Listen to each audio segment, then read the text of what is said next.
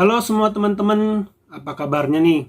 Ya, pada video ini saya sedikit mau sharing tentang pengalaman saya pernah bertemu dengan seseorang yang kecewa dengan Aksa Mandiri gitu ya. Tapi sebelumnya teman-teman boleh like, komen, dan subscribe serta bagikan karena saya di video ini, di channel ini banyak bikin video-video seputar menutup asuransi dan lain-lain. Boleh juga bergabung dengan menjadi langganan channel ini.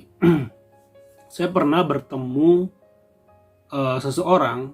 Waktu itu saya ketemu ibu-ibu, kebetulan kenalan saya, bertanya gitu, saya punya asuransi Aksa Mandiri yang setelah saya cek itu Unitlink gitu ya, udah ikut sekitar 8 tahun. Dibilangnya sih itu untuk nanti pendidikan anak gitu ya.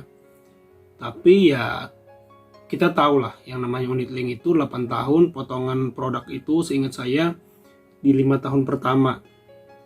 Yang jelas uangnya tidak full. Harusnya kalau menurut dia sudah di kisaran 60 juta atau 100 juta gitu kalau nabung biasa. Tapi saya tahu mungkin uangnya hanya setengahnya saja gitu, karena ya tadi potongan di 5 tahun pertama tadi. Dia nanya ke saya, bagaimana solusinya kalau begini? Nah, lanjut apa enggak? Ya ini serba salah. Kalau dana itu untuk pendidikan dalam jangka 10 tahun misalnya, saya lupa ya berapa tahun dia targetinnya.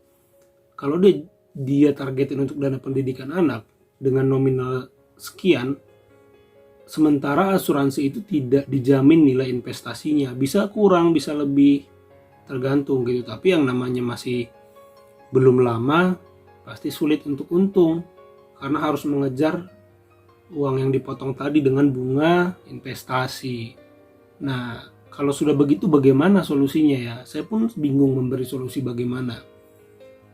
Akhirnya dilanjut atau dihentikan saja, dua-duanya tidak memberi keuntungan dalam jangka waktu dekat kalaupun ditutup. Nah, akhirnya kalau nggak salah karena nasabah ini orang yang cukup adalah duitnya, tapi bagaimanapun namanya duit, mau dia berada atau enggak, tidak maulah orang itu merasa dirugikan. Terus saya bilang tergantung, saya jelaskan. Kalau dilanjut, apalagi ibu sudah berumur, ada perlindungan jiwa kalau terjadi sewaktu-waktu kepada ibu. Nanti uang itu akan ditambahkan dengan uang pertanggungan atau santunan, ditambah dengan investasi yang terbentuk.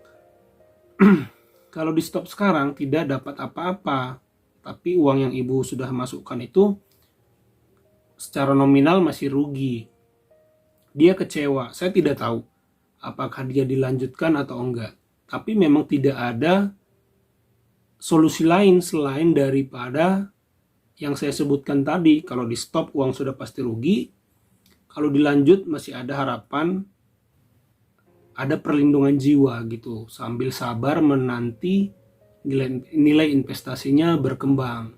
Nah, ini hanya begini solusinya yang bisa saya sampaikan. Begitu.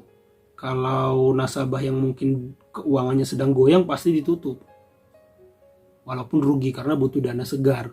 Tapi kalau orang yang mungkin keuangannya sehat, santai, tidak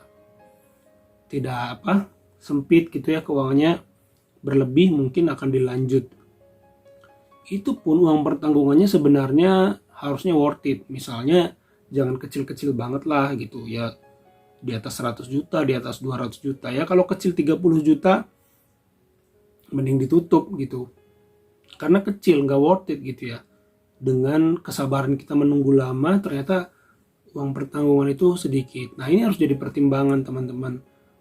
Jadi pertimbangan uang pertanggungan tuh jangan kecil-kecil gitu. Walaupun nanti kalau kita bikin uang pertanggungannya besar, uang santunnya disetting di awal besar, akan mempengaruhi nilai investasi kayak gitu. Tapi itulah tujuan daripada asuransi gitu. Jadi nasabah yang saya ceritakan ini kecewa, tapi saya tidak tahu apakah dia lanjut atau tidak. Memang tidak ada solusi dalam waktu dekat.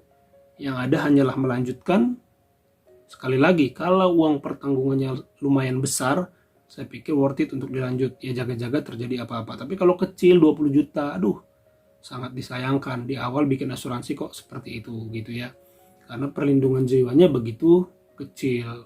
Dikecilin juga perlindungan jiwanya, tapi investasinya toh tetap rugi. Buat apa? Tidak ada yang dikejar, proteksi tidak, investasi juga tidak. Nah jadi ini kekecewaan nasabah yang sering terjadi, tapi inilah pertimbangan-pertimbangan yang dapat diberikan kepada mereka kalau teman-teman mendapati gitu ya nasabah-nasabah yang harus dikonsultasikan problemnya gitu karena sudah terlanjur masuk.